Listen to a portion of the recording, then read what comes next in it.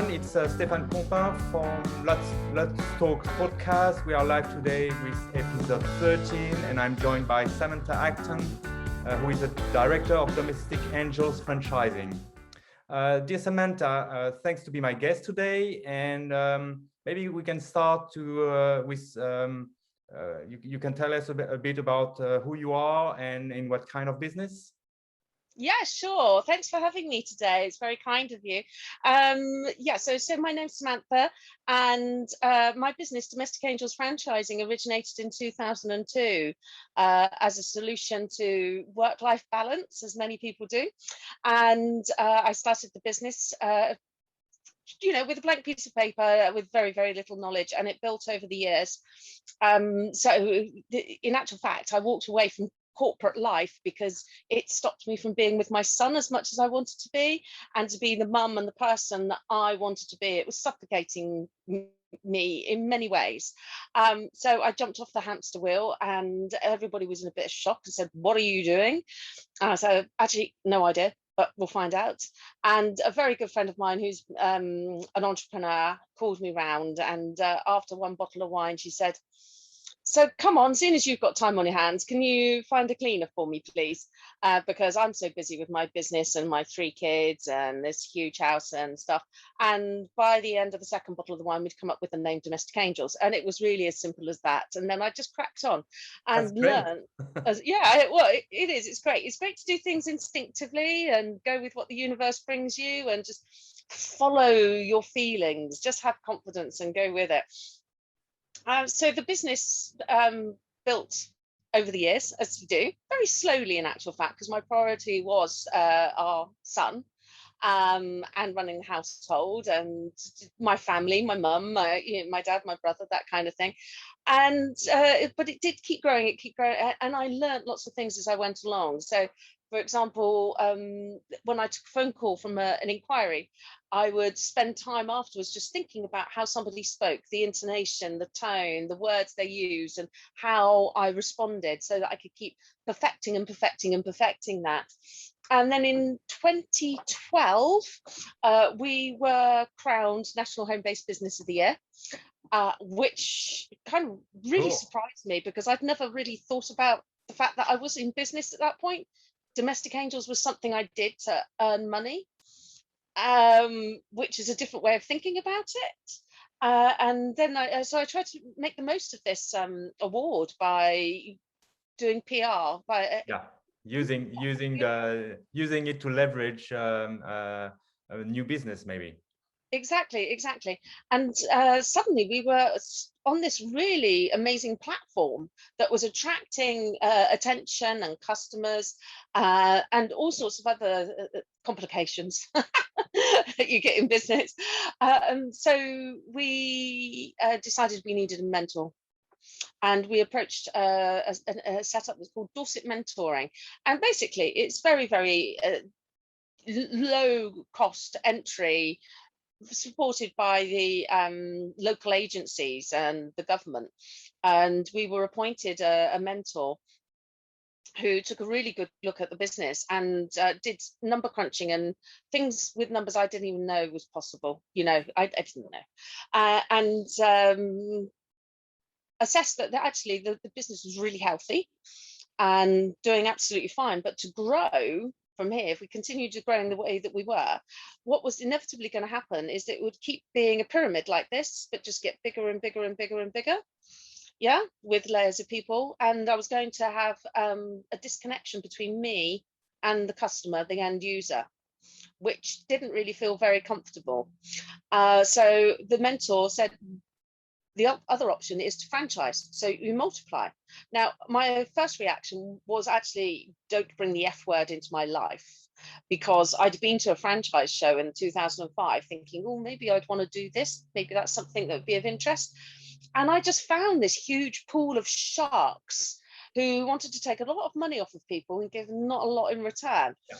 So it took him a few months to convince me that it was the right thing to do and that I could do it in my own spirit, with my own ethos and values, and make sure that people had far more than was possible for the money that they were giving me, so that they had every chance of success. and the Bournemouth University MBA cohort got involved, and we were their live client for a year. They assessed the marketplace, they assessed the business, and fed back to us in a traffic light system about what was great and what was possibly need tweaking and what was possibly a danger zone that we needed to work on. So with this information, I was able to transform the business into a franchise in-house. I had managers and supervisors in place at that point in the main business, so I was able to create the time to do it. And I think this plays to my advantage because I know the franchise inside out because I made it. Yeah, coming back to the fact that you set up your company, it's been running, you've reached a certain point, a certain growth, you have the award. Suddenly you are thinking about going into the franchise business, which is a bit different. You quitted your previous job because it was hard work and you wanted more freedom, more time for yourself. Were you not scared about going into the franchise business and then be overwhelmed by more work? Or was it the point where you had more time and you were able to do it? No, I was never scared at all. I think the only time I was anywhere close to being scared in business was the first time I had to put my prices up, and the accountant turned up with a business consultant from another local agency where you can get support for free. He said, "Oh, I just want to present you your year-end accounts, Sam." And this was in August. I think our son was 5 or 6 years old at that point in time. And he showed me the figures and he said, "Can you not see what's going on here?" I said, "It's growing, isn't it?" And he said, "Yes, except you're losing money. You're not charging enough." I was like, "Oh." He said, "You need to make a decision either to close or put your prices up." And so I decided that at midnight that night, the prices would go up. So I got hold of a couple of friends who would like to look after our son for a few days. And I rolled my sleeves up and I just worked 20 hours a day and did it. I'm not afraid of doing hard work. I quite like a challenge. Yeah. But how was it perceived by the customers, the fact that you increased your rates? Did you call them one by one, or how did you do it? I sent them an email and nobody said a word. And I think over the years when I've put prices up, it's maybe been a couple of times that people have said, "Oh, no, thanks, not going to do that," because the increase is hardly anything, and it's just in line with the government uplift in costs anyway. So nobody's ever surprised or put out, and they're getting increases in pay as well. And do you know what? Quite often the ones that say, "Well, maybe no longer, thank you very much," are quite often the customers that you don't want around anymore. They take up too much time. I agree. It's a funny old nonsense, but it tells you, "Oh my God, all that work I put into getting these customers, and now I'm going to charge them all. They're all going to go away." And they're not actually.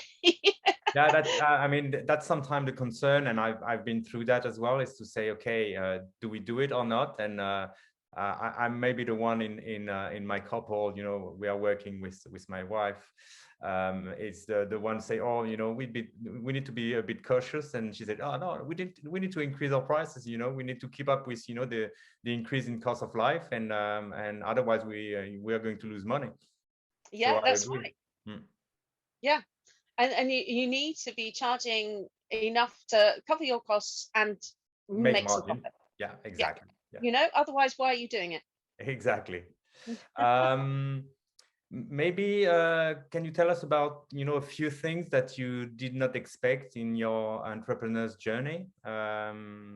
Things that you know, you didn't. I mean, maybe a lot, but maybe you know, a few points on where it was difficult or not. Okay, so things I found out, I'll start with that one, is that I'd created a business, that I'm an entrepreneur, I didn't know that about myself. That's possibly been the biggest discovery along the way, is that this is a really natural thing for me to do. I've never been creative in my life, and but creating business and creating business solutions is something I just do instinctively and I really enjoy. So I'm really in my happy place. Other things is that if you are positive and have an open mind, and it's like you can create yourself to be a magnet and the right things will come to you at the right time. So for example, the Bournemouth MBA cohort working with us in 2015, and they've just done another review with us, another piece of work, and it was just at the right time because we're about to expand. So of course the franchise needed another review to test it, to see what shape it's in for that growth, because growth is something that can really rumble the foundations of a business. So you might not have made them strong enough, so you have to keep going back and rebuilding.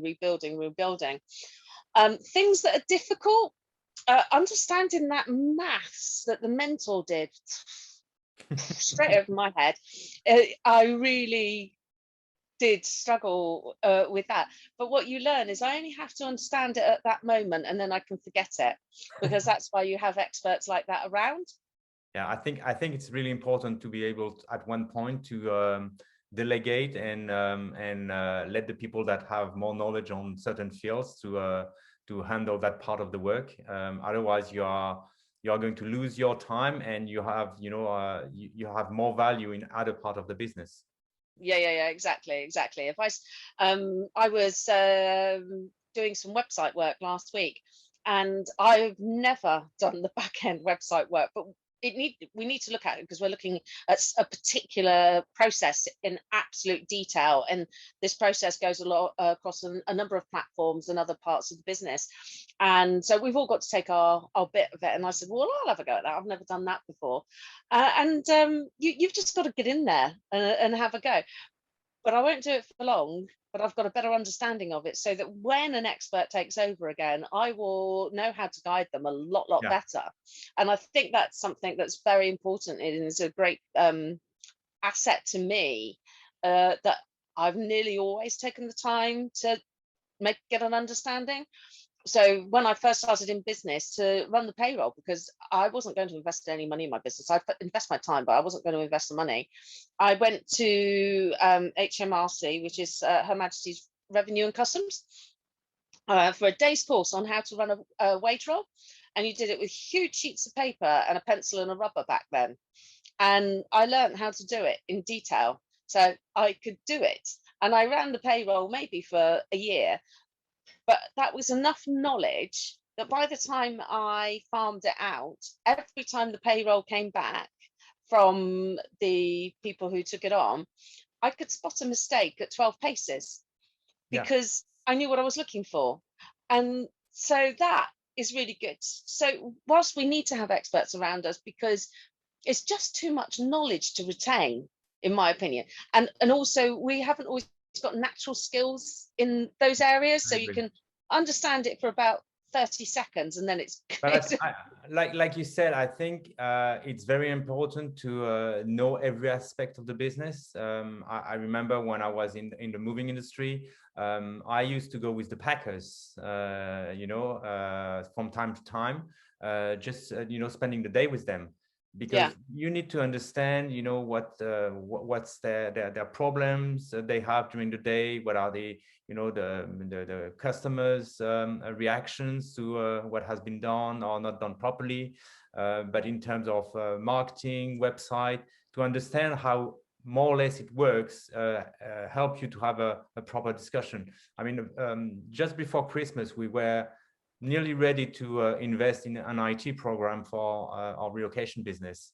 And when I started to discuss with the IT specialists and to do the framework, as I knew how the IT system is supposed to work, and I quite like it, within 1 hour, I told them, sorry, I think you didn't understand what we want. Maybe your sales guy was really good, but I mean, we are not going to be able to work with you because it's not what we are looking for, and what you are offering me is too expensive for the purpose we want it for. So yeah, to have some knowledge is important. Yeah, absolutely. And IT is a classic area where business people overspend because the products on the market are sort of like in line with a monthly mortgage repayment to have, and often have far more bells and whistles on than we need, or you're shoehorning your business into the processes that have been defined within the software, so it's never quite the right fit. Software is an interesting thing. So when we converted to franchise, I realized that we needed to have some IT to make it all work. We had an Access database we've been using for years, which was fine when we were a singular business, but as a franchise that wasn't going to work. So we did the process definition ourselves. And that's the trick of it, is defining exactly what your processes are. And this is, again, it's a top thing to do as a business person, is know how to define your process, because it doesn't matter if you're going to franchise. It matters whether you're going to expand and maybe step away from the business so somebody else knows how to do it. So a classic example for me as a British person is making a cup of tea. Okay, so step one in making a cup of tea is that you get the kettle, you put water in the kettle, you put the kettle on the heat or plug it in. Okay. Step two is you get the cup out of the cupboard, you put the tea bag in the cup, and then you put the milk in the cup. No, I never have the milk in the cup first before the boiling water. People do, but I don't. And your IT developer might. So you have to tell your IT developer that you have the milk afterwards. So you define it step by step by step. So the tea bag goes in the cup, the kettle boils, boiling water in the cup, leave it for 2 minutes or 3 minutes, remove the tea bag, add the milk. You have to be specific. And this is also if you're having somebody take your phone call. Lots of people do. You have to be specific about how you want it done so that it stays the way that you do it, because you are the culture, you are the driver. Your customers come to you for a good reason, because you do answer the phone in a certain way, you talk to people in a certain way, or you make a cup of tea in a certain way. And it's really important to do that. So we took the methodology of process definition and defined the processes for a whole raft of our business. But it's also important to revise them on a regular basis. It's what we've been, after 4 years, a bit more than 4 years in business, when we were in lockdown, we had more time, and it's where we decided to review all our processes and to streamline them and to make them more efficient. And the same we have when we have a call with the first call with our customers. We have a binded piece of paper where we have the process, and it's the same for the whole team. They use the same process, so the customers have the same customer experience when they are talking to me or to one of the other consultants. Everything needs revisiting. It's all about you get things evolved, and then there will be, well, what's the next thing, and you go to that, and then that might be impacting back. So there's a dynamic relationship between the processes across the business. And now that you have been a number of years in the business, what you wished you had known when you started that maybe would have helped you? Do you know, I find that one a tricky thing to answer, Stefan, because I couldn't have got to where I am today unless all of the things happened that did happen. If I'd known other stuff in advance, would I have had the same outcome? Don't know. True. Don't know. And I'm very happy with the outcome that I've got. So as you can see, I'm sat on my yacht, which is my floating office now. So now that the weather's warming up and through the summer, I'll go sailing and I work from my floating office, which is no bad thing, is it? That's pretty cool. Yeah. On your journey, did you have any big failure that you were able to, of course, to overcome because you are still here? Something that had a big impact on the business, or maybe you were scared of when it happened? No, this word fail, FAIL, first attempt in learning. Yeah, you're right. Yeah. So anything that happens, and anything that happens, if it doesn't go right, it's not the right way to do it, is it? But you will have still learned something from it. We're currently working on a particular element of the business that we've been talking about drilling into for probably a year, but it didn't happen before a couple of weeks ago. And we were discussing just last week actually about, wish we'd got on with this sooner. I said, well, no, actually, you can't say that, because we weren't able to get on with it sooner because we had other demands, other things were happening. That, not ready, or you didn't have the resources, or exactly, a lot of things. Yeah, loads of different things. And if you start to force things too much, you tend to either burn yourself out or upset a whole load of people because it's not the right time.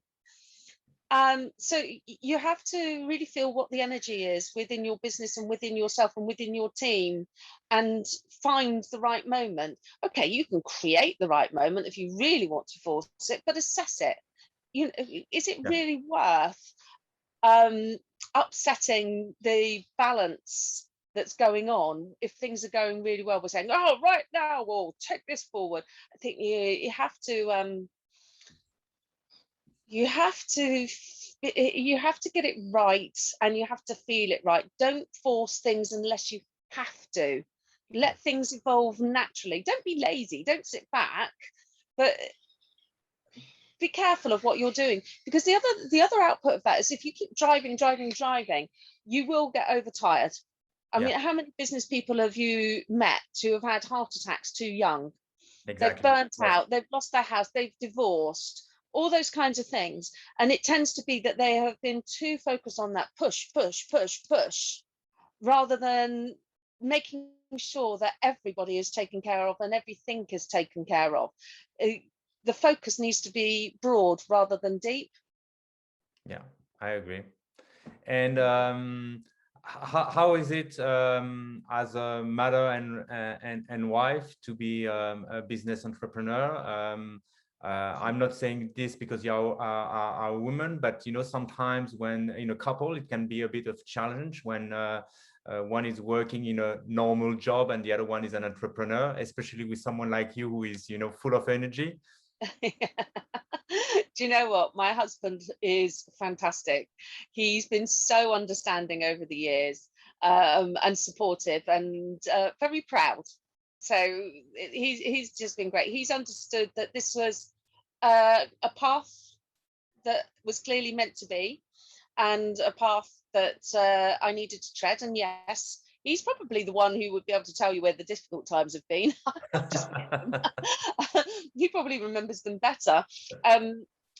So it's enabled us as a family to function really, really well, because I've been able to create the time for as an individual in those two roles to make sure that there was the right food in the house, and that everybody is calm at the dinner table. We didn't all arrive at the table going, oh, I've only just got here and stressed. It's like, I've got it calm, I've got it sorted. Everything pushed in the right direction so that my husband and son could be successful too. And that helps a lot. And also I'm able to create time when it's needed to listen and support. So our son is going into exams at university at the moment, and of course that's a bit of an experience, and he needs extra support. So he needs to be able to phone and go, Mum, I've forgotten a deadline, and I need to just stop everything and go, okay, let's sort it out. Where are you at? Have you got a plan? What do you need? And invariably, if I just say that in a calm manner, he just says, oh, I'm all right now. But because I can just disconnect myself Yeah, from the business and that's be very calm, important. yeah, and be calm in that reaction, I'm able to support him to go forward and be successful. Whereas if I was still in the corporate career that I'd been in, I may not have been able to take the call, or it would have been very quick and yeah, a bit authoritarian. So I can be more human about it, which is lovely. And coming back to the franchise, are you? Is it only franchise now that you have, or you are still running the first business you had? No, I haven't got the first bit. That all got sold off, so it is just franchise. So we have our franchisees, and that's what we do, is we look after them. And as franchisors, we're constantly developing the background in different ways, and also where we're going in the future. So I'm keen at trying to visualize what's happening in the economy and how we should respond. So I tend to be looking 6 to 12 months ahead, and so thinking how things going to be, what's going to happen. And at the moment, I would say it's going to be reasonably stable now. So we've got a bit of an economic surge going on at the moment.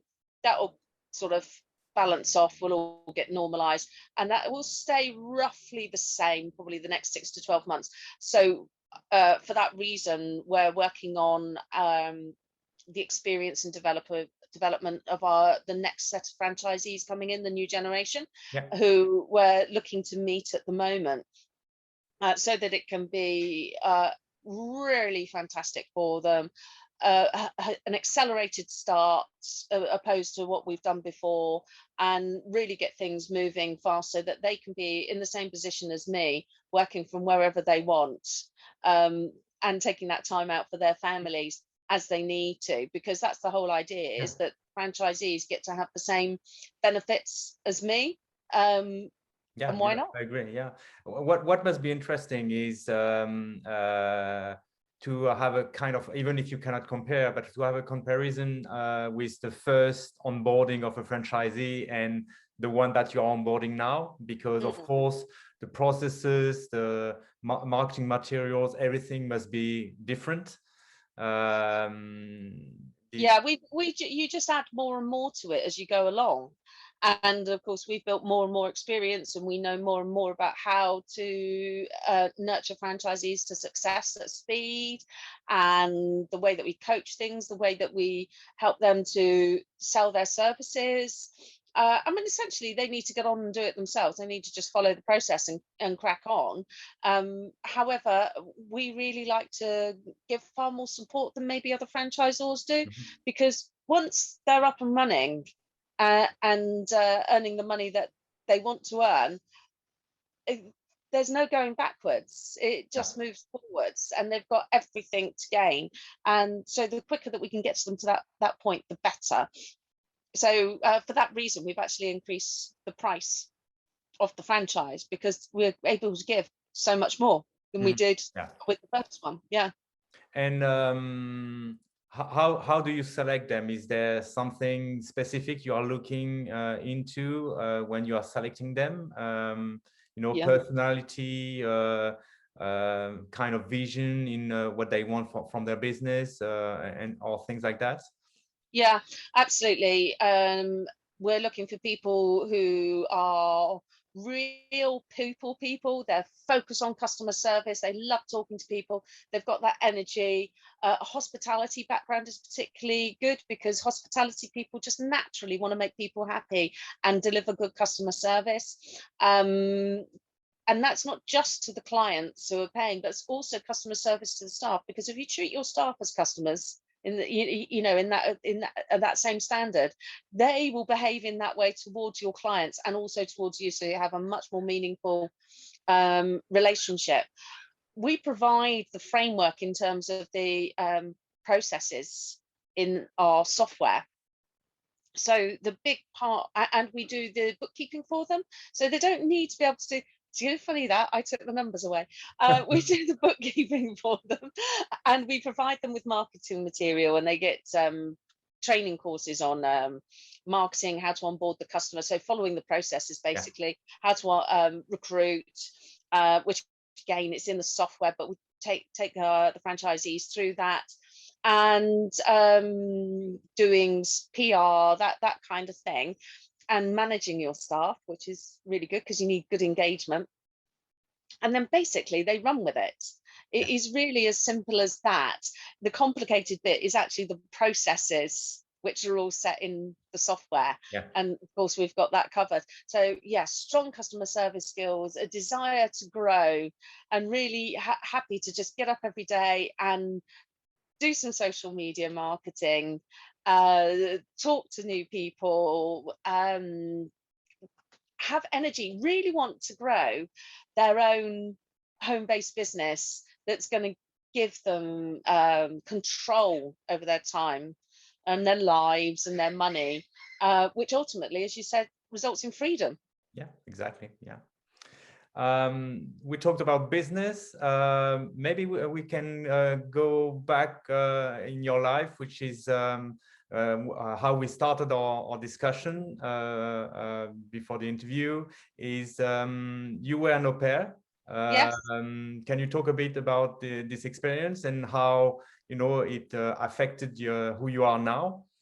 Absolutely, because it's one of my favorite things, because this really was and continues to be a major event in my life. So I finished school, I was 18, and I really didn't know what to do. I was not drawn to university at that point, and I was completely spinning. I always worked, I would always keep a job in a bar or wherever. From about 14 years old, I was had a part-time job of some description.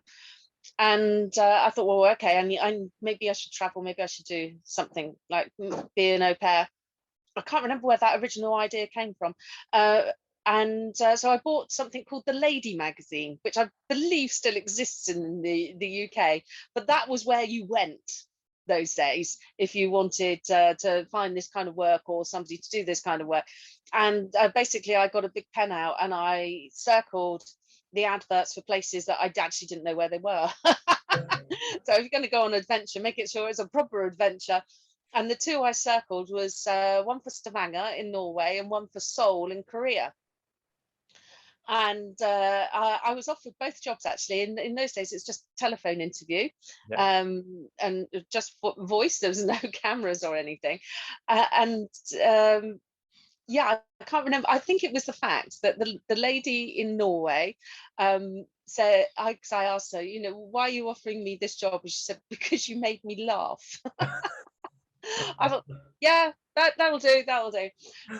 So I sold my little car and bought my airplane ticket and flew out to Norway, where I'd never been before. In fact, very few British people had been there at that point in time. And I flew into Stavanger airport, where I was going to be met by the mum in a long red leather coat.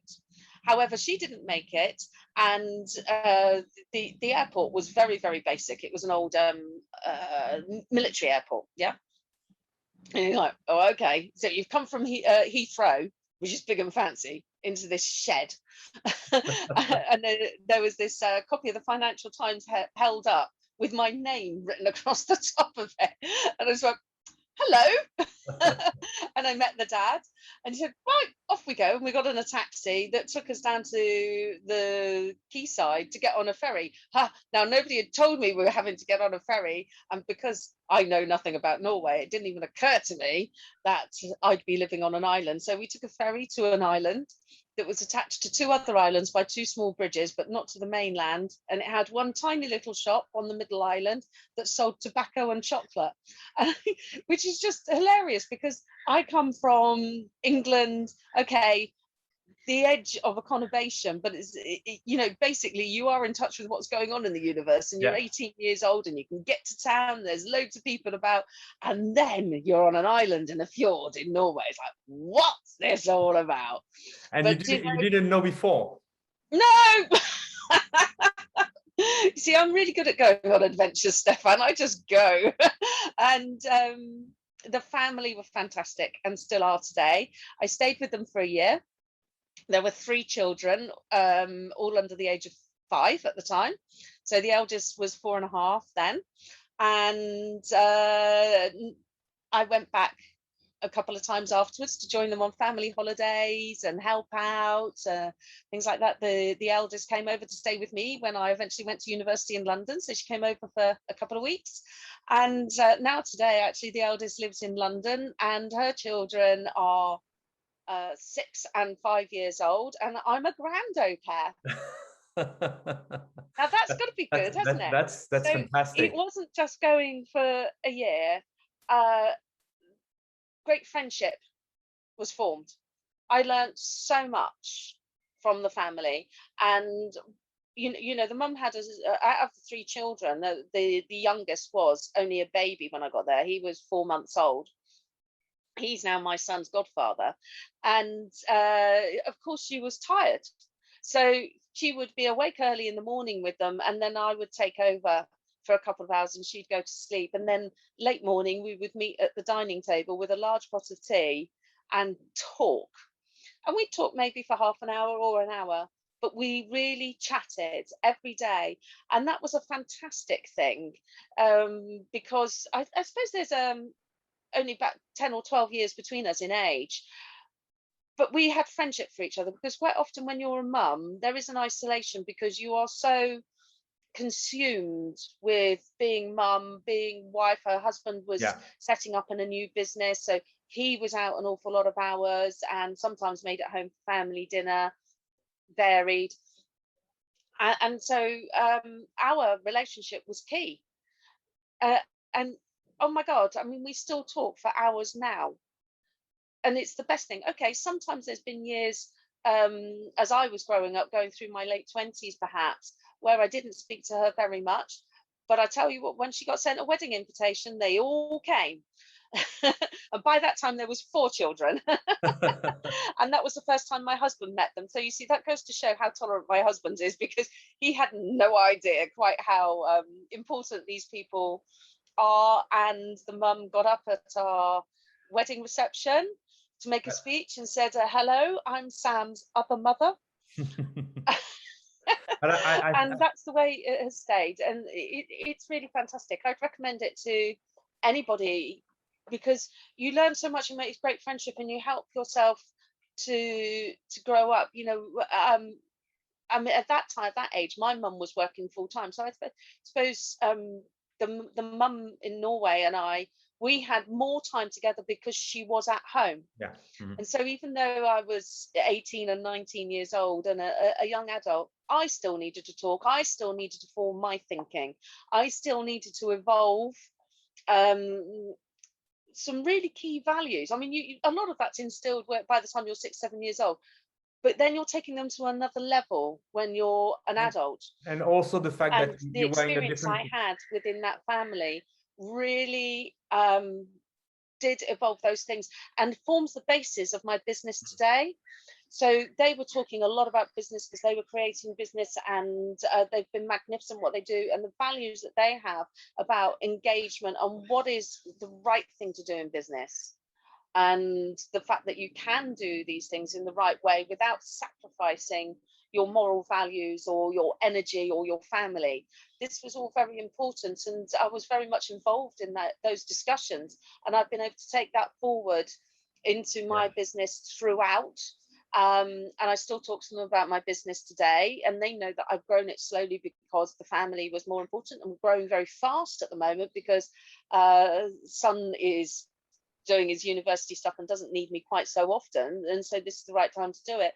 And it's part of the reason why I'm sat here on the boat today working, because I know that being able to get away and have time out and changing the arena around you is really important, not just for me as an individual, but for me as a business person, so that I can be creative in my thoughts and responses and be able to deal with situations in a much more effective manner and have the energy that we all need to be dynamic going forward. I don't feel like I'm slugging myself in any way, because I'm taking care of myself, and I learned so much of that from being an au pair, and I'm so grateful that I still know these guys today. So obviously I'm speaking to you on my phone because my laptop died earlier, and I can see notifications coming up of photographs of one of the other kids' babies, and it's like, oh, it's just so cute. But I haven't met him yet because I haven't been to Norway because of COVID, and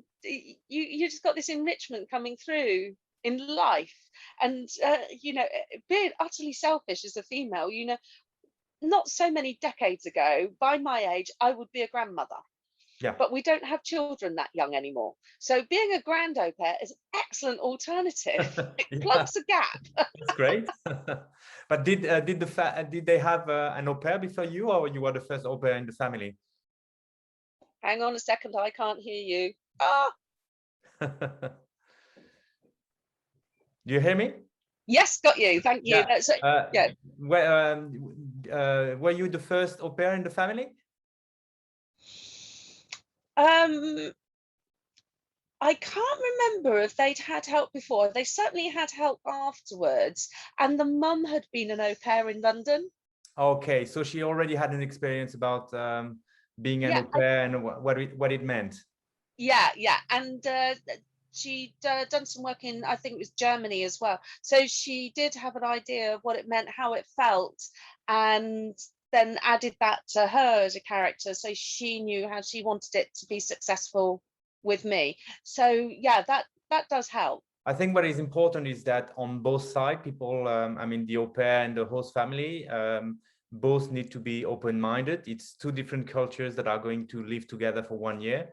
And important fact is to be part of a family, to live as a single family, even if you are, like a cousin coming for a certain time. Because otherwise it will be difficult for the experience to be very successful. Yeah, I mean, that's a good way of explaining it. It's not somebody who's lodging with you, and it's not somebody who's come to be your slave.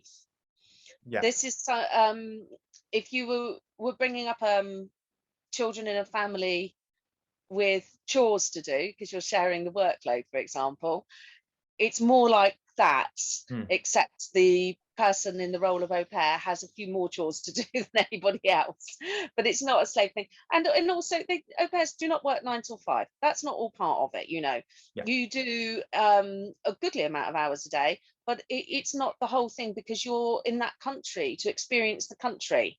You need to be able to still be, if you're 18 or 19 years old, you still need to be a teenager. Yeah, you need to be able to meet, make new friends, discover the country, have your own experience as well outside of the family. Yeah, absolutely. And the family needs to, or the parents need to make space so that the au pair can also have those friends round for dinner themselves, because it's their home too. So treat them as though you've suddenly got an older daughter or son, and that's how you want it to be. So it's like, well, we're going out Saturday night, you've got the kids, but have your mates round. But not like a party. But if you want to do a dinner or something, then that's fine, or watch a film, that's fine, so long as you're still babysitting. Does it matter? No, it doesn't. So treat them like that, not like a slave. There's somebody who's part of your family. I think the cousin analogy is actually a really good one you bring up there, Stefan. So it's nothing unusual in Norway or Scandinavian countries to have a niece or a nephew come and live with you, because they've grown up and gone to school in up the fjord, and that's fine to the end of primary education. But then when they need senior education, they need to come into town. And this is really, really normal. And so if you think about it in that context, that they're coming to stay with you, and they might be doing a bit of education, because often au pairs are going to do some education while they're living in your house. And they're going to be helping because they're a grown-up member, and they're going to have a life. That's great. And I think your experience is just fantastic, and to be able to share someone's life in a way like that, with sharing the family life, is just fantastic, and a great experience as a teenager. Yeah, absolutely. And as we said right at the top of the conversation, if everything else hadn't happened that's come before, I wouldn't be where I am today. And that time as an au pair and that relationship is a vital part of making me the person I am today, and making me the business person I am today, and the mother and the wife that I am today. Great. Lastly, to finish the discussion, maybe coming back to the business, what or maybe personal life, what are 2-3 best tips or advice that you would give to our listeners wanting to launch their business or to go into a franchise? Oh, okay. So if you want, either route is actually going into business. It's just one that's a blank piece of paper and one you've got a defined process. Don't take yourself too seriously. Yeah, I totally agree. That's the number one advice. Don't take yourself too seriously. Hence the reason I'm happy to just sit here on a boat after being out sailing, cloud my hair back, it's been everywhere, red nose from the sunshine. Don't take yourself too seriously. Do you know what? You are good enough just the way you are, because yeah, you just have to know that, and that's fine. I think trust the process. So if there is a process that's been defined, you need to trust the process. But also, I talk about process as in being what's happening in life. Mm-hmm. You have to trust. If you start trying to map things out too much, be very too defined in what's going to happen, you're going to find out very quickly that it doesn't work like that, and you'll have spent hours and hours and hours making a plan that never happens. Yeah, you need to have some flexibility. Yeah, loads. Loads, so that you can really suck up all of those great ideas and opportunities that come along. Oh, what else would I say? Make sure you know what you want to get out of making all of this effort. Yeah. So for me, a dream board. Yeah, dream board is a really good idea. Get those pictures up. So yeah, my dream board, funny enough, had a yacht on it with the words liverboard. And now it's real. So yeah, make your dream board and say, well, how do I see this? Now, don't worry if you can't see it quite yet, it will come. Just put something on there. So if you like to have family meals every evening because you've got young children and you want to do the fresh cooking every day, put that on your vision board. You know what? That is good enough. It's a really important value to have. So okay, put it on there. If keeping fit is something that's important to you, or getting out into the fresh air is important, put it on there. Or if it's spending time with your parents, put it on there. Because when you're caught in a hamster wheel, the corporate hamster wheel, invariably, those are the kinds of things that are talked about so much and are sacrificed nearly all of the time. Yeah. Or if you do slot them in on top, something else gives, something else breaks, something else doesn't happen. So getting those foundation values in place is really important. And a bit like, again, earlier in the conversation, saying you change a process, you need to go back and check all the foundations. When you grow, keep going back and checking those foundations. So as you grow as an individual, keep going back and checking those foundations. Are you seeing your mum enough? Are you getting enough fresh air? Are you seeing enough of the people that are important to you? Are you doing the hobby that you love? Are you expressing yourself in that way? Whatever those things are that went on the vision board originally, keep going back to them so that they don't get lost. Because as you grow as a business and as you grow as a business person, an individual, making sure that those things stay in place is really important, because you can lose it. You get sucked up into I've seen it last year, where suddenly we had the business, despite the pandemic, we had the business growing, and at one point you have to step back and maybe use a business coach or a mentor to help you to step back, because you tend to be sucked into your day-to-day work.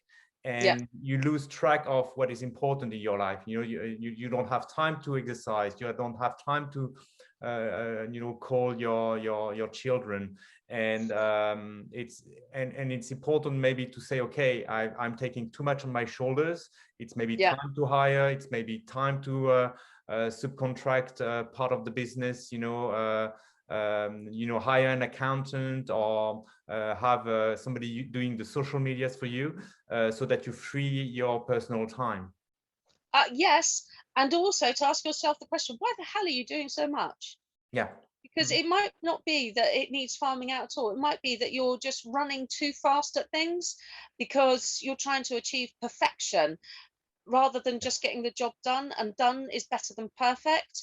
And quite often that chase for perfection comes from an imbalance that's going on. Say your confidence has been taken off balance, which is what happened to so many of us last year as lockdowns kicked in, because we didn't know what to do. So we all just threw ourselves into our businesses. What can we do? How can we fix? What can I get right? Now, to a certain extent, I'd say that was necessary, because you just needed to make damn sure it was going to come out the other end. But there comes a point where you have to say, stop. It will still be here. I need to walk away. And that brings me probably on to my biggest top tip about going into business, whether you go from a blank sheet of paper or a franchise structure. And I've done this right from the start. When you go on holiday, and you must take a holiday, or you take a weekend off and you must take that time off, you do not look at your emails. You do not talk to your staff. You do not talk to your customers. Time off is time off. It's as simple as that. Not only so that you can recharge, but also each time you go back to work, you will find out what didn't quite work whilst you were absent, and then you can make your process stronger. And that's how you do process development rather than definition. So when you take a week away and you leave everything at home, you go to another country, trust the process. You come back and you find out, how did your team get on? Do you know what? Your business will still be there. How did your team get on? What did they struggle with? What didn't go quite right? So then they know what they need to be evolving in, what they need to train on. And it also means you're forced into delegating. Exactly. It's what I was going to say. It's important to hire the right persons and to delegate, so that you are sure. Sometimes it's difficult when you are starting your business because you are alone, and you don't have somebody else to help you, but as soon as the business can support another person, then it's important to delegate, to be able to, like you said, to cut off from the business when you are away, and trust the person. Yeah, and that's actually a very difficult step for a number of people to, a lot of business people to take. It is a limiter, it's a ceiling, it caps them. And the reason is because as humans, we've all got egos, and businesses are our children. And so we're really protective of them. And the thing is, do you know what? During the summer, most business people will send their kids off to summer camp. So send your business off to summer camp and then come back and see what happens. And do you know what? When your kid comes back from summer camp, they've had a great time, they've grown up, they've learned a whole new load of skills. So will your business. That's the way it works. So it's really important to do it. It's really important to do it because it allows your business to grow up. It's a child. It needs to grow up all of the time, all of the time, all the time. But it's true. It's like a child. If you want to cover your child, protect your child, and not some people, they don't want to send their children to summer camp because they are scared that something might happen to. But I mean, it's such a great experience. It makes them grow. They do different things. And when they come back, like you said, they are different in a good way. Yeah. And do you know what? Parents do their very best, but it takes a village to raise a child. And it's the same with the business. Yeah. Great. Samantha, if our listeners want to connect with you or want to learn more about your franchise business, what is the best way to connect with you? I will put the information in the podcast note. Oh, great. That's very kind of you. Thank you. Yes.